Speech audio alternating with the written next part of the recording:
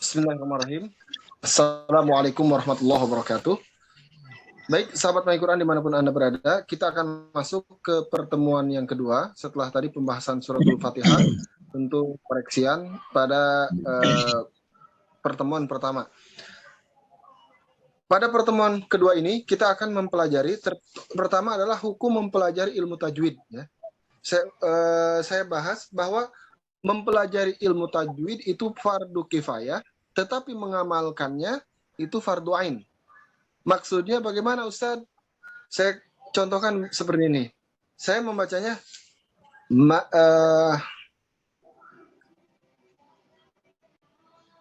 misalnya iyyaka. Ketika membaca iyyaka na'budu misalnya. Kita baca di situ ada ya-nya dipanjangkan. Iyyaka misalnya. Panjang ini namanya di dalam ilmu tajwid itu mad tabi'i. Tetapi ketika membaca Al-Quran, kita tidak perlu mengetahui itu adalah mad tabi'i. Tetapi ketika membaca huruf yang sebelumnya fathah, kemudian setelahnya ada alif, maka kita memanjangkan dua harokat. Maka itu masuknya mengamalkan ilmu tajwid itu fardu ain, tetapi mengetahui apa itu mad tabi'i, apa itu idgham syamsiyah, idhar qamariyah, dan lain sebagainya, itu adalah fardu kifayah. Tetapi alangkah baiknya kita juga mengetahui hukum-hukum tersebut, seperti itu. Di antara dalilnya adalah warattilil Qur'ana tartila. Ya. Bacalah Al-Qur'an dengan tartil, ya. Apa itu tartil, ya? Nah, Sayyidina Ali radhiyallahu an ditanya tentang apa itu tartil, maka beliau menjawab, at-tartil huwa tajwidul huruf wa ma'rifatul wuquf. Memperbaiki huruf-huruf dan mengetahui waqaf. Ya. Artinya kapan kita berhenti yang baik itu adalah bagian daripada membaca Al-Qur'an dengan tartil. Ya. Saya kasih contoh salah dalam waqaf itu contohnya apa? Innal insana lafi khusr. Sudah berhenti di situ, tidak dilanjutkan. Nah, ini itu adalah waqaf yang qabih, ya. Karena kita membahas sesungguhnya manusia berada dalam kerugian, kemudian berhenti di situ. Nah, ini tidak dibenarkan karena masih ada sambungan. Maka berhentilah ketika pembahasan di dalam Al-Quran sudah sempurna. Nah, ketika sempurna, maka saat itu kita membacanya dengan waqaf tam namanya. Waqaf yang sempurna, seperti itu. Kita lanjutkan. Imam Ibnu Al-Jazari, ya, Imam Ibnu Al-Jazari mengatakan di dalam nazamnya, wal akhdhu bit tajwid hatmun lazimun. Ya, mengamalkan atau membaca Al-Quran dengan menggunakan hukum tajwid adalah wajib. Man lam yujawwidil Quran athim. Orang yang tidak membaca Al-Quran dengan Al-Quran, membaca Al-Quran dengan tajwid, ya, maka dia berdosa. Ya. Kenapa demikian?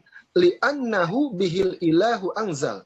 Karena dengan tajwid Al-Quran diturunkan. Artinya Al-Quran itu diturunkan dengan tajwidnya.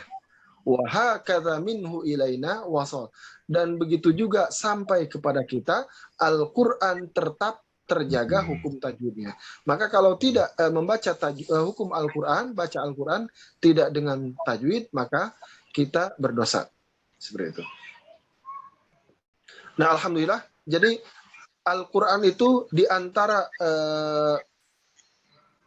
tugas Allah, ya, dalam menyampaikan Al-Quran kepada Rasulullah SAW ada dua proses, ya, anzala dengan nazzala. Ada perbedaan antara anzala dengan nazzala. Dalam Al-Quran Allah Contoh dalam surat Al-Baqarah. Syahzila, ya. Unzila atau ini fi'il majhul dari anzala, ya. Unzila fihil Qur'an, ya. Atau inna anzalnahu. Ya. Ini ada anzala, ada juga inna nahnu nazzalna dzikra, ya. Maknanya keduanya adalah sama-sama turun, tetapi inilah keunikan Al-Qur'an. Lafaz anzala itu berarti turunnya secara menyeluruh, daf'ah wahidah. Artinya dalam satu kali turun itu seluruh Al-Qur'an atau 30 juz diturunkan. Tetapi nazzala, ada lafaz nazzala juga, itu adalah proses Al-Qur'an diturunkan secara berangsur-angsur melalui perantara malaikat Jibril kepada Rasulullah Shallallahu alaihi wasallam selama 23 tahun. Maka lafadznya adalah nazzala. Nah, Al-Qur'an sampai sekarang terjaga karena janji Allah, wa inna lahu lahafizun. Sesungguhnya kami menjaganya sampai sekarang. Di antara cara menjaganya adalah ada tradisi, ya, atau sunnah dalam Islam, ya, dalam agama kita, yaitu sanad. Artinya turun temurunnya bacaan Al-Qur'an dari guru kita kepada gurunya, dari gurunya kepada gurunya lagi, dari gurunya kepada gurunya lagi, sampai kepada sahabat, sampai kepada tabi'in, dari tabi'in kepada sahabat, dari sahabat kepada Rasulullah, dari Rasulullah kepada malaikat Jibril, dari malaikat Jibril ke Baitul Izzah, dari Baitul Izzah ke Lauhul Mahfud, dari Lauhul Mahfud ke Allah Subhanahu wa taala. Maka ada satu proses, yaitu proses sanad dalam bacaan Al-Qur'an ini. Nah, alhamdulillah, sekali lagi kemarin sudah saya jelaskan, alhamdulillah saya sudah mendapat sanad qiraah Hafiz, ya, qiraah Asim, ya. Qiraah Asim dengan riwayat Hafiz dan riwayat Syu'bah, dan jalur Syatibiyah dan jalur Thayyibah. Ini perlu pembahasan dalam ulumul Quran, itu ada jalur, ada riwayat, ada qiraah. Itu pembahasannya ada pada pembahasan ulumul Quran, ya, ulumul Quran seperti itu.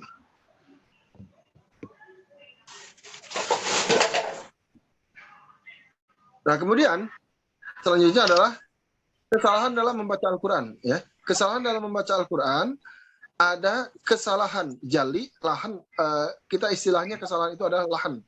Lahan itu ada jali, ada khafi, ya. Ada lahan jali, ada lahan khafi. Lahan jali artinya siapapun bisa mengetahui, ya. Siapapun bisa mengetahui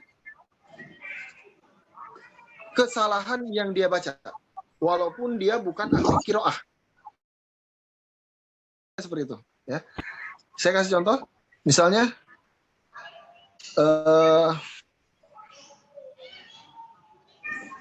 kita membaca la a'budu, dibaca la a'budu. Nah, ini artinya harusnya dibaca panjang, la. Maka itu masuk kategori lahan jali. Karena apa? Pertama, merusak bacaan, yang kedua merusak makna. Misalnya la a'budu dibaca la a'budu ma ta'budun. Dalam surat Al-Kafirun dibaca lamnya dibaca pendek. Nah, ini kesalahannya fatal. La kalau dibaca panjang itu artinya tidak. Tetapi la a'budu itu artinya pasti. Maka ketika mengatakan la a'budu ma ta'budun, artinya aku pasti akan menyembah apa yang kalian sembah. Naudzubillah tsumma naudzubillah. Ini berbeda sekali maknanya. Kemudian contoh lain adalah kesalahan misalnya makhorijul huruf, ya. Contoh la in syakartum, ya. La in syakartum dibaca la in sakartum. Kalau la in syakartum jika kamu bersyukur, ya. Tetapi jika membacanya la in sakartum itu artinya mabok. Wah, ini bahaya, jauh sekali.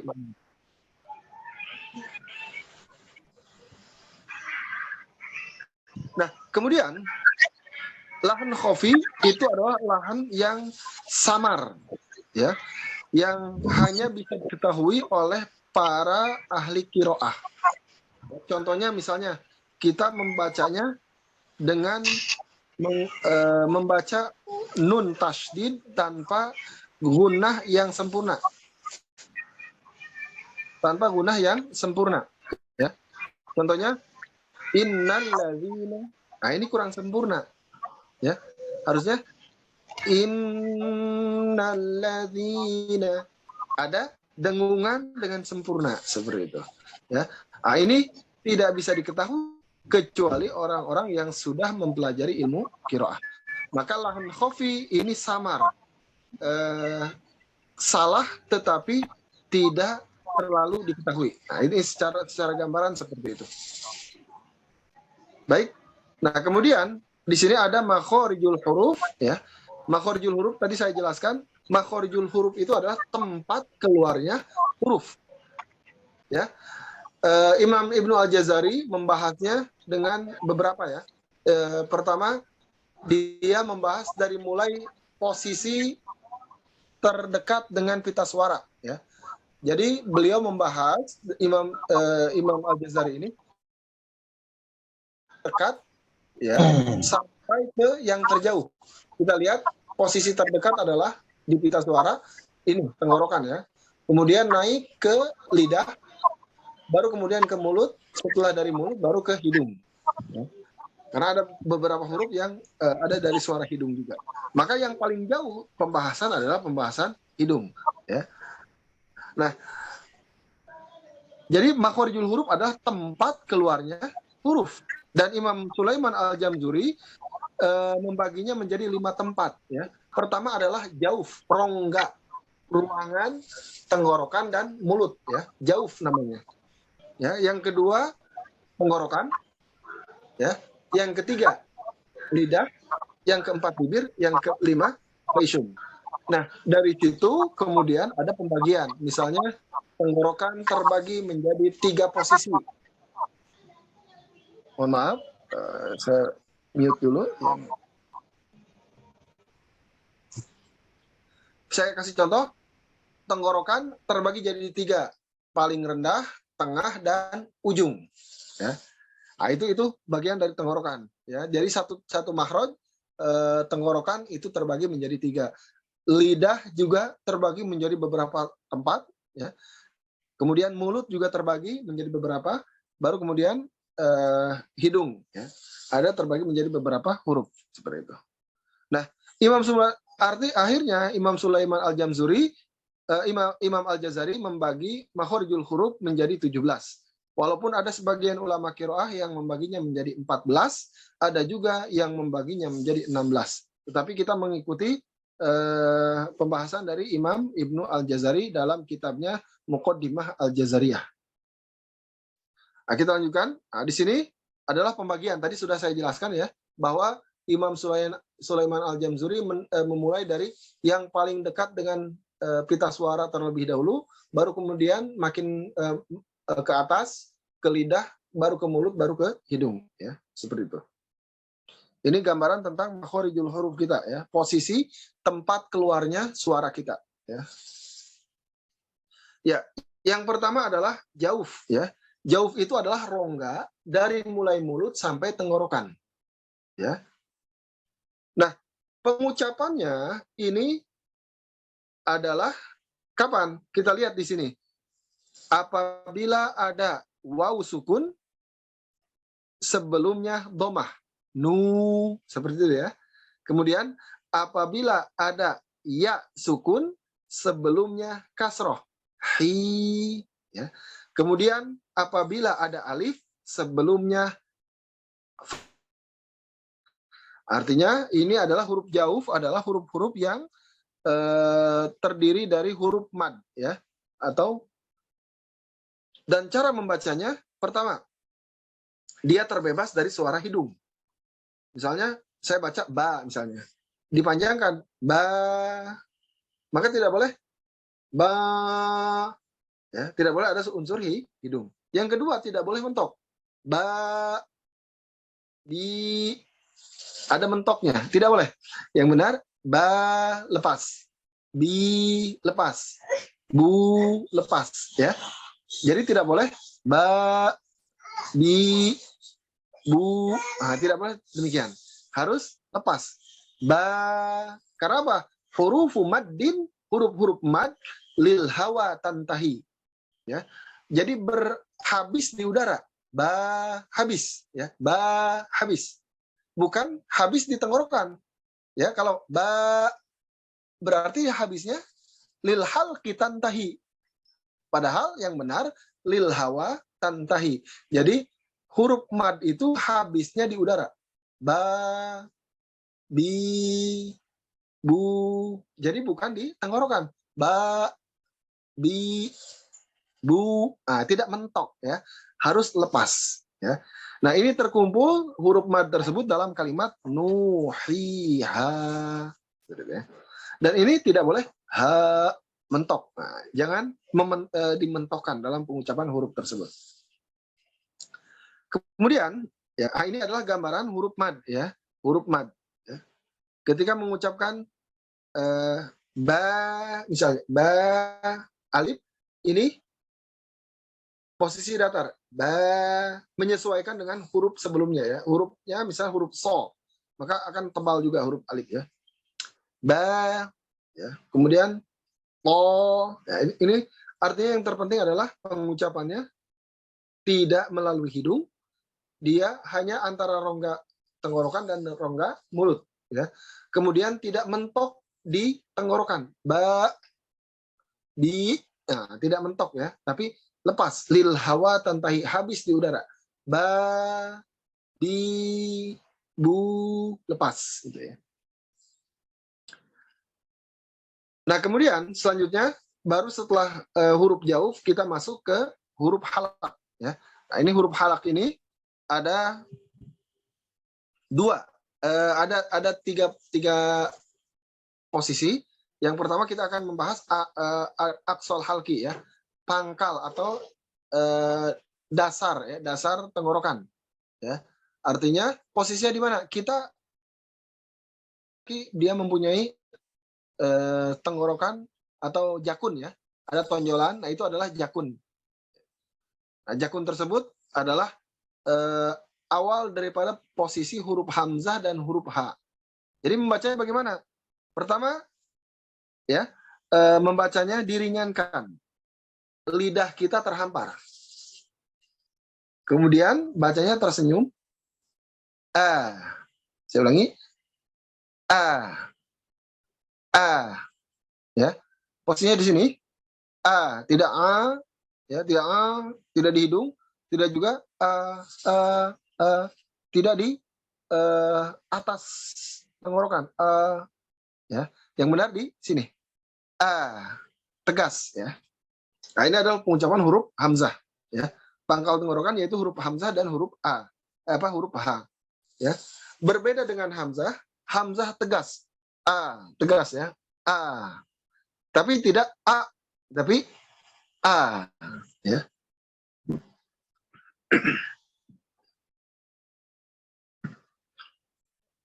Kemudian huruf h dibaca sama di posisinya di huruf hamzah, sama posisinya, tetapi pertama dia adalah lemah. Ketika membaca misalnya ihdina, itu salah karena terlalu kuat. Ihdina itu terlalu kuat. Padahal huruf h itu adalah huruf yang paling lemah. Maka tekanan pada huruf h tidak kuat, ya, tetapi ihdina, ya. Jadi bacanya tidak ihdina, tapi ihdina, ya. Ihdinas siratal mustaqim, ya. Jadi h tidak dibaca h, tidak kuat, tapi cukup lemah. Tetapi dia lebar, ya. Kalau hamzah menekan, kalau h lepas. Kemudian kemudian seperti itu, ya. Jadi inilah perbedaan antara huruf hamzah dan huruf h, ya. Kita lihat posisinya, ya. Nah, pada gambar di sini kita lihat posisi tenggorokan ini ada yang terbuka, ya, ada terbuka. Yang paling kiri, yang bulatan, yang apa? 3 gambar bulatan di situ, itu adalah kondisi tenggorokan kita, ya. Yang paling kiri itu, ya, kita lihat dia lebih ringan, lebih lentur, ya. Tetapi ketika hamzah yang berharokat, kita lihat dia lebih kuat, ya, tegang. Karena apa? Tekanannya kuat. Nah, kemudian ini kondisi yang paling kanan itu adalah ketika membaca hamzah dalam keadaan sukun, ya. Misalnya ba, a, dan lain sebagainya, ya. Nah, kita baca sama-sama, ya. Yang tadi untuk huruf a, ya, saya baca lepas, ya, karena panjang dan habis di udara. Kemudian di situ ada tasydid, ya. Ada gambar tulisan 3 di atas, itu adalah tasydid, maka tekan di situ bacaannya. Lepas. Nah, baru kemudian di akhir yang ketiga a, ya, karena itu adalah hamzah yang ada sukunnya. A. Nah, maka seperti itu. Saya ulangi. Kemudian kita lanjutkan huruf ha. Kemudian ada tasydid di situ, maka tekan. Seperti itu. Demikian, sahabat Al Quran dimanapun Anda berada, pertemuan kita pada malam hari ini. Mudah-mudahan apa yang kita pelajari pada malam hari ini bermanfaat. Ya. Insya Allah setelah ini akan ada, saya kirimkan tugasnya masing-masing. Ya. Silahkan dikirimkan. Ya, mungkin sekarang masih mudah. Hanya pembahasan jauh, kemudian hamzah dan ha. Tapi lebih baik dikirimkan, karena walaupun ini adalah masih mudah, tetapi kalau dikirimkan nanti dan tidak dikirimkan, itu tidak akan memberikan perkembangan. Karena Imam Sulaiman Al-Jamzuri menyampaikan bahwa pelajaran bacaan Al-Quran itu bukan pelajaran teori. Ya, kalau kita hanya mengetahui teori tanpa praktek dan tidak dikoreksikan, itu kadang kita tidak mengetahui benar dan salahnya. Maka mari kita belajar sama-sama. Silahkan nanti dikirimkan lagi tugas-tugasnya masing-masing. Demikian, mohon maaf atas segala kekurangan. Hadanallahu li wa iyyakum wa barakallahu li wa lakum. Assalamualaikum warahmatullahi wabarakatuh. Waalaikumsalam warahmatullahi wabarakatuh.